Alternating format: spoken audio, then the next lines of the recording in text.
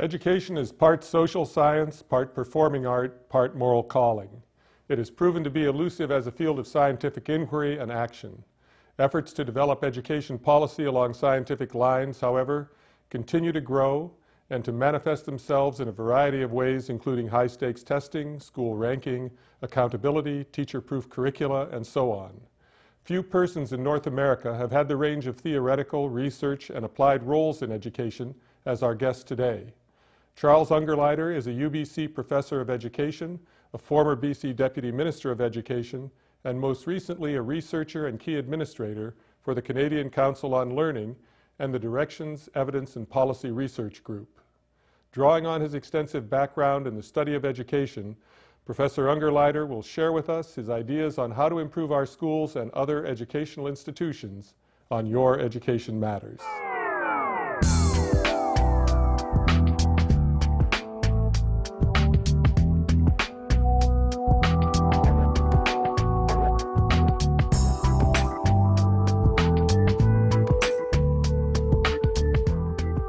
Charles, I'd like you to address the big question first of all, and then we'll tunnel into more specifics. In your view, how might we improve education for children and youth in British Columbia? Well, it may take us some time to get to some of the specifics because that's a very broad question, but a very important question. I think that's the question that probably animates most people involved in the field. I think there are a couple of places to start, however. We should think about the kids who are most at risk in the system and who need our support. Aboriginal learners, we failed Aboriginal learners rather terribly. Students for whom English is a second language that are struggling to both master the language, the academic content, and often to integrate into Canadian society as a second group.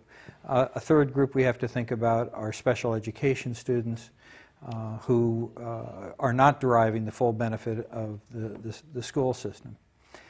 If we look at the secondary school level, we need to think about the youngsters who are struggling with literacy, because those are the youngsters that are most vulnerable to leaving school early or getting to graduation and not continuing in the sense of becoming lifelong learners. I'm not suggesting that everyone goes on to post-secondary education, but everyone must be a lifelong learner. And if you don't have the literacy skills, you can't become a lifelong learner. So those are the vulnerable groups, and if we had to concentrate on the groups that are most vulnerable, those are the ones that we should focus on. Special education is a particular concern here in British Columbia because at least the advocacy groups feel that the cuts that have occurred in education have fallen especially hard on special education. Also the class size and composition legislation. So can we address special education adequately without significant increases to funding in British Columbia? It's easy to begin to talk about the issue as being a funding issue, and I don't deny that resources are pivotally important to doing the job. The difficulty that we have, however, is that we don't know if the students that we have today, the special needs students we have today, are deriving the full benefit of the investment that we're making in their education. I fear not. I think that in many cases we have lowered our expectations for those youngsters, and as a consequence we don't do as much as we can within the resource package that we have. Now, that being said, we ought to also look at the resources that are available and whether they are adequate to do the job.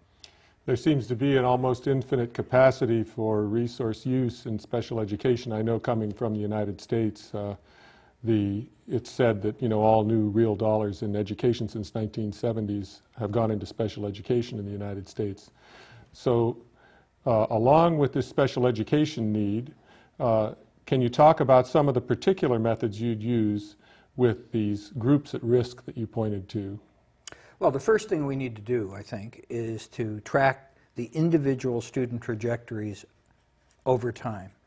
That is, how is Charlie doing now? How is he doing a year from now, etc. Now, we do that a bit with the special needs youngsters in terms of the IEPs, but we don't do it as assiduously with any of the other categories of students, nor do we do it all that assiduously with students in general in the system. So we have to become more attuned to looking at individual student trajectories and how they're improving over time, rather than simply taking a snapshot and looking at how students as a group perform over time. Well, what kind of information would you need to follow these trajectories?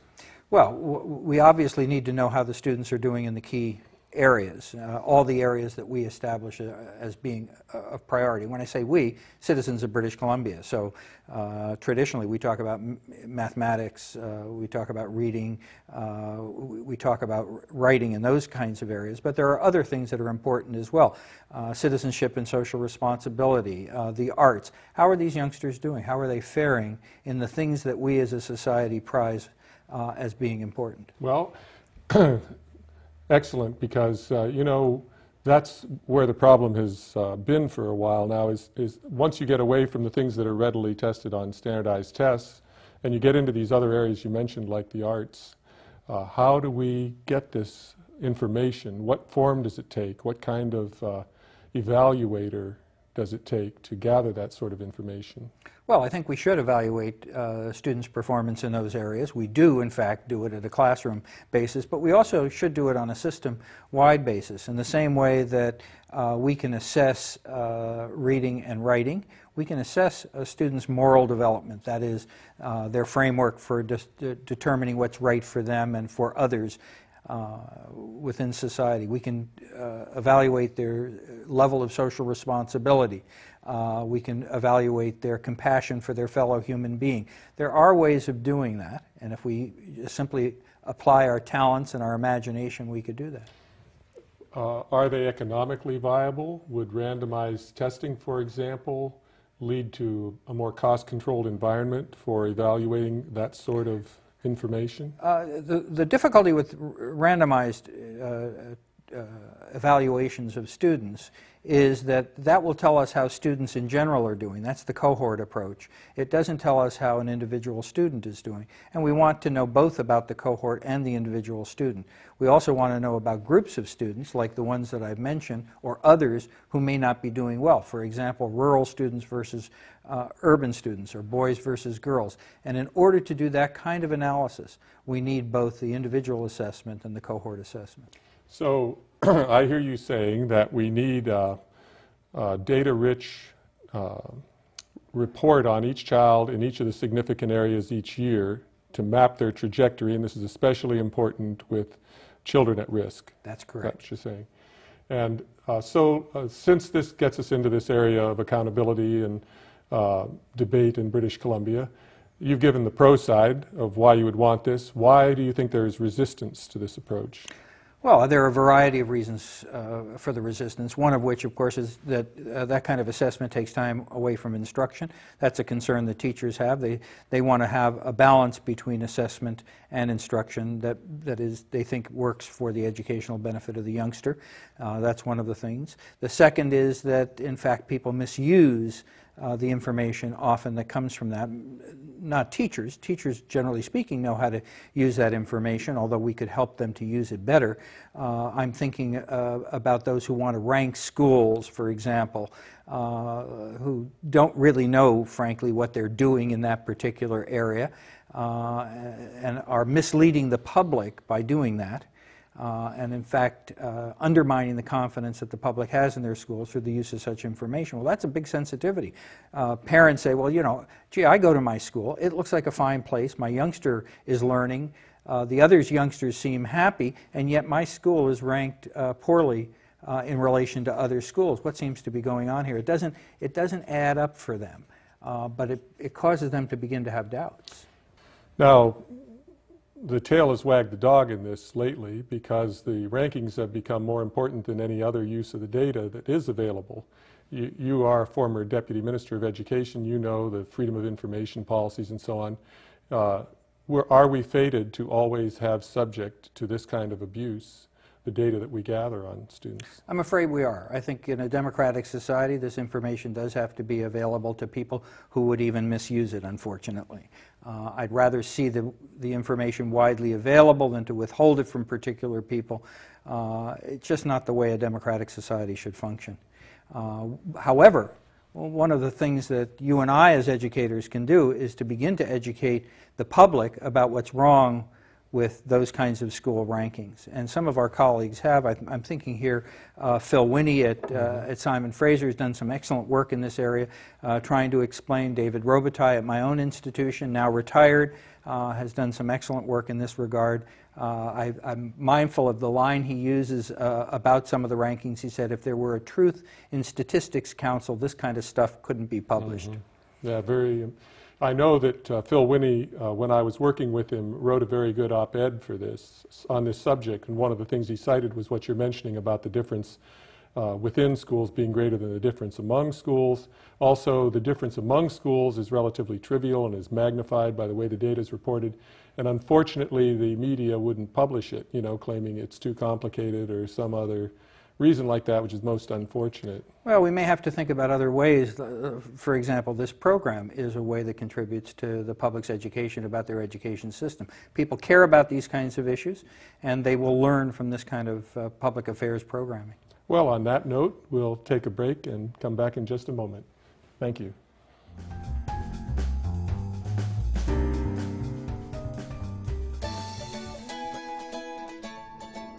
For more than 40 years, the Faculty of Education at SFU has been delivering academic programs that are innovative and responsive. Based on the academic research of our professors and the expertise of practicing teachers from your communities, our programs are designed to meet classroom needs. As a community, we're piecing together a successful education experience for students today and in the future. I think this is one of the reasons why we get so frustrated with accountability sucking so much of the oxygen out of the discussion in public of education. The kind of things you talked about, the sorts of things we know should be done and should be taking center stage in discussing reforms in the school and being implemented, and instead so much of the discussion is about accountability. I was just at AERA, our big national meeting that you always go to also in Denver, and I noticed that when I went to the American presentations, accountability was a constant theme, and when I went to the international presentations, the conversation was much more about the sorts of things you were talking about, how to improve instruction. So this is a real frustration, I think, for many of us in education, that it's become the definition of talking about education is to talk about accountability. And this improvement of instruction is really a much more fruitful discussion, I think. I think it's a more fruitful discussion, but I think it's understandable why accountability is so prominent in the public mind. The public cares about and counts on the public education system to realize its vision of itself as a society. So it wants to know that its investment in education is going to pay off, not only for their children particularly, but for the society as a whole. If you starve education of either resources or good ideas, what you do is you starve the next generation, and it has negative consequences for all of us, whether we have children or not. So that's one of the reasons. The second reason is it's easy to focus on accountability. Talking about instruction, you and I can talk about instruction, teachers can talk about instruction, but it's not something that's, that most people really get interested in, I'm sorry to say. Again, I think programs like this, op-ed pieces, those sorts of things do in fact whet people's appetite for talking about those more arcane elements but important elements in the educational system. Politicians are focused on accountability because of the huge investment that education and healthcare take in our society, and so they're conscious that they want to deliver on the promise of the allocation of those resources. Is it producing the kind of outcome that they want to achieve? So I think, yes, we've been fortunate in Canada. Generally speaking, we suffer from the rhetorical spillover from the United States, and in fact we have to a certain extent, but I think that the character of the discussion is different here than it is in the United States. We don't have the kind of legislative environment that wants to punish schools that are most hard done by. That just doesn't make any sense to me. I have a difficult time getting it out of my mouth simply because it doesn't make any sense to punish a low-performing school. But that's the regime that's in place, as you know, in the United States. Fortunately, we haven't gone there. I'd like to think that our political leaders in British Columbia and in the rest of Canada are more astute than to get into that kind of a mug's game. But that border may keep out some things, but the rhetoric does spill over, and it could, in fact, negatively affect Canada. Yes, well, the high-stakes testing has gone around the world, and not everywhere, but many places. And some places it's already crested and gone away, and that might even include the United States. But I agree with you. It's one of the reasons why Canada is a kinder, gentler place, that they haven't bought into this kind of a model. And, for example, in many places in the U.S. and the federal government publish the rankings. Here it's done just by a think tank. That's correct. And the government, every minister of education says they shouldn't be doing this. And finally, the media is starting to put up some resistance to this. I wanted to pick up your other thread about out-of-school factors like poverty, because I often wonder, coming from Fresno, California, which is the last place I lived, which has the highest density of poverty in the United States, and coming here, I could see so many things that ameliorate the effects of poverty here. And they're hidden factors that help us in education and help make a situation where I would invite a person to go in any school in British Columbia and feel good about what's going on in that school, which you would never say in the United States, especially our urban schools, you know. Yeah, that's a very unfortunate situation in the United States. I think I would expand what you just said about British Columbia to the rest of Canada. There isn't a school in Canada that suffers from the kind of deprivation that schools in the U.S. Suffer from. And the reason for that is that we have a tradition of supporting a social safety net, or at least we have traditionally, where we've tried to attack child poverty. We haven't done as good a job as I think we ought to. We do have minimum wage. It should be better than it is, but we have minimum wage. We do have decent parenting leave. We're working away at equal pay for work of equal value. I think that's an important dimension that needs to be addressed. We do have good employment standards, generally speaking, that control the amount of overtime that can be demanded of people. All of those things contribute to the ability of a family to provide support for their children. And when I say support, I don't mean just economic support, though that's very important, but the kind of socio-emotional support that youngsters need when they're growing up. In addition, we have a healthcare system that works, and generally speaking, although there have been cutbacks in it, we've had a social service system that supports people who had circumstances befall them not of their own making and that require the institutional support. I think that what we've knitted together in Canada is what I would call kind of a social justice infrastructure that says, look, we have to support people so that they don't fall below this level. Now, I'd like to see that level increased, and in fact, if we indeed increase that level, those youngsters would also benefit educationally by virtue of what we're doing out of school. So they're really complementary. Got to do some things in school and out. Well, as an immigrant to Canada, I want to say that it's heartening for me to see that in the social fabric here. And it allows my conscience to rest easier about my place in society.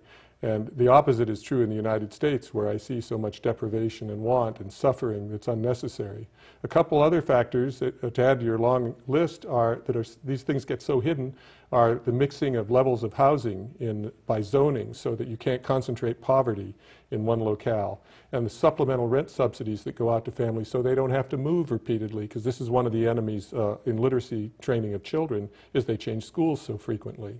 Absolutely. We don't have much time left, but I wanted you to say something about knowledge mobilization, because that's been a focus of your work in recent years. Could you talk to us about the movement toward this? It has. As I said, I think at the outset, we've been fortunate to be able to accumulate a significant body of evidence about what works in education, and for other fields as well, but I'll just stick with education.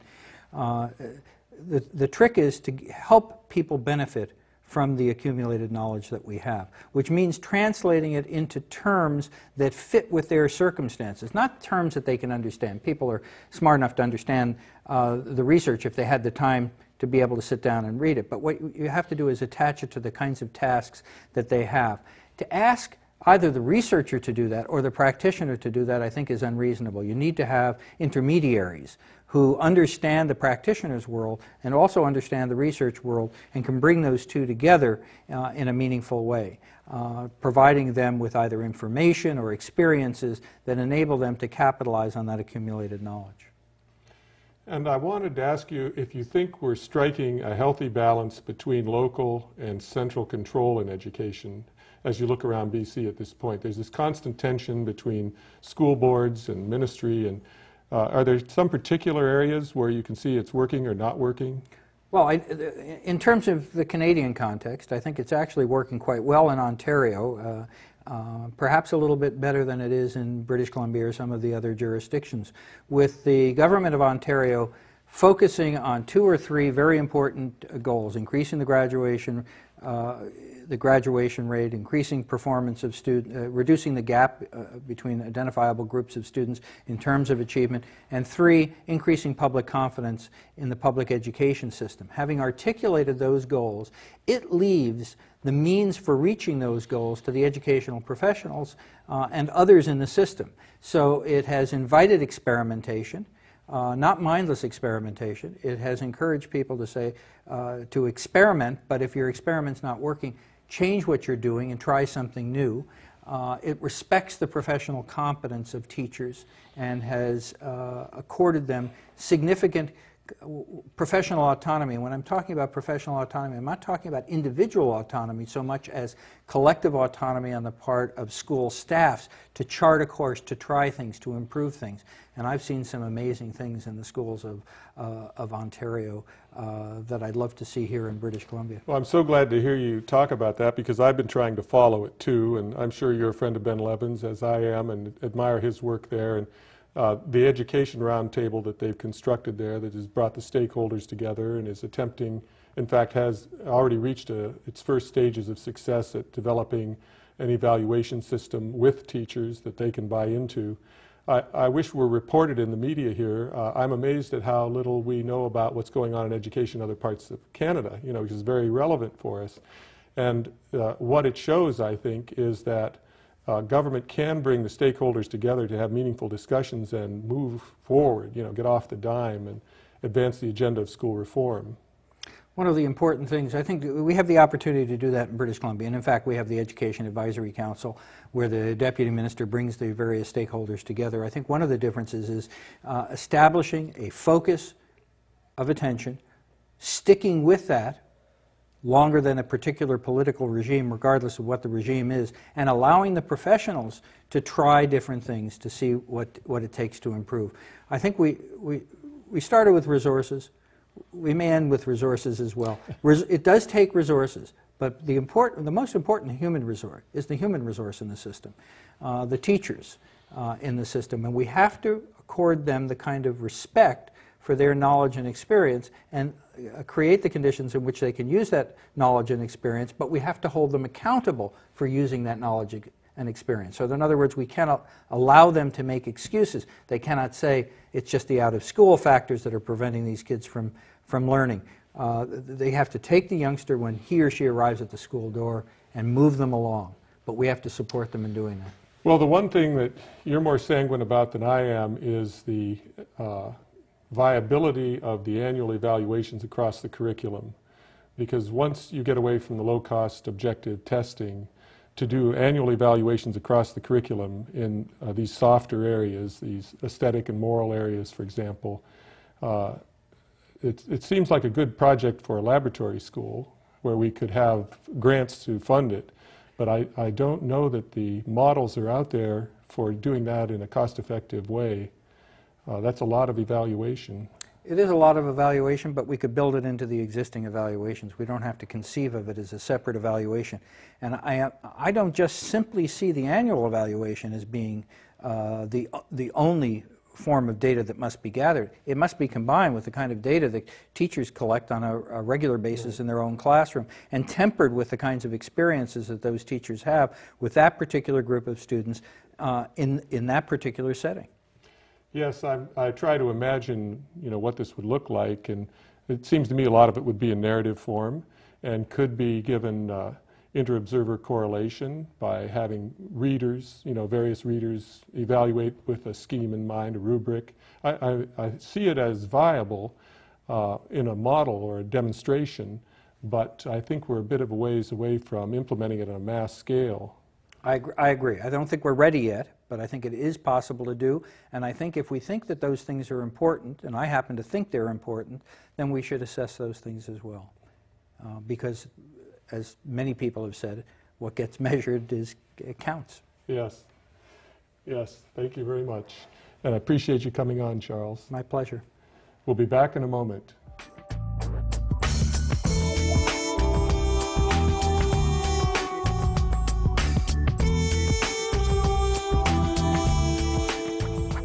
Is education scientific? Although this appears to be a simple question, it is fraught with complexity. By education, most people mean formal education in our schools and universities. But what do people mean by scientific? On one hand, our model for science are the hard sciences that are at the heart of technological and engineering triumphs occurring in the last 200 years. On the other hand, however, are social sciences such as economics, psychology, and sociology, and related professions such as education. Labeling both of these areas of inquiry as science confuses our pursuit of knowledge and reform in education. Modern or positive science is based on experiment, measurement, mathematics, and replication. Social science often relies on observation and subjective interpretation and is influenced by the self-consciousness of human subjects as well as their politics. Wonders like the microprocessor, space travel, and bioengineering have proven more achievable than eliminating crime or poverty, sustaining a stable economy, eliminating clinical depression, or educating all our children. Social science-based professions struggle to achieve our ideals. As we pursue school reform, we must be sensitive to the complexity of education and its resistance to simplistic silver bullet remedies based on the confusion of social science with biology, chemistry, and physics. The human psyche is nature's most complex creation. Thank you for watching Your Education Matters.